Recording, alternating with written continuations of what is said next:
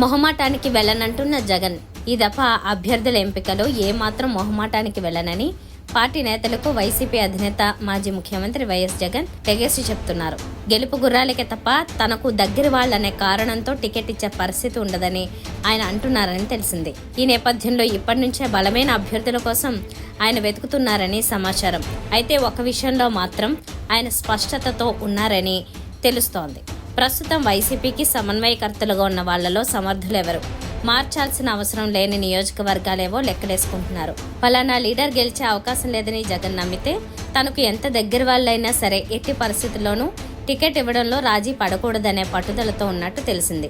దీంతో ఇప్పుడున్న సమన్వయకర్తలే అభ్యర్థులని ఎవరైనా భ్రమిస్తే రానున్న రోజుల్లో నిరాశ చెందక తప్పదని వైసీపీ ముఖ్య నేతలు చెప్తున్నారు. అధికారాన్ని కోల్పోయిన జగన్ కొందరి విషయంలో మొహమాటానికి పోయి నష్టం జరిగినట్టు భావిస్తున్నారు. అందుకే ఆ తప్పు పునరావృతం కాకూడదని జగన్ ఆలోచిస్తున్నారని తెలిసింది. ప్రధాని మోదీ విదేశీ పర్యటన. ప్రధాని నరేంద్ర మోదీ నేటి నుంచి 4 రోజుల పాటు విదేశీ పర్యటనకు వెళ్లనున్నారు. ఈ సందర్భంగా ఫ్రాన్స్, అమెరికా దేశాలను సందర్శించనున్నారు. ఎమ్మెల్యేల ఫిరాయింపు కేసు సుప్రీంకోర్టులో విచారణ.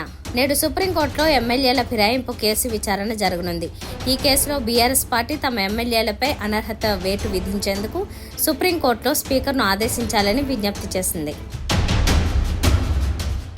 ఉదయం 11 గంటలకు పరీక్షా పే చర్చ కార్యక్రమం 11 గంటలకు ప్రారంభం కానుంది. ఇందులో ప్రధాని మోదీ పాల్గొనున్నారు.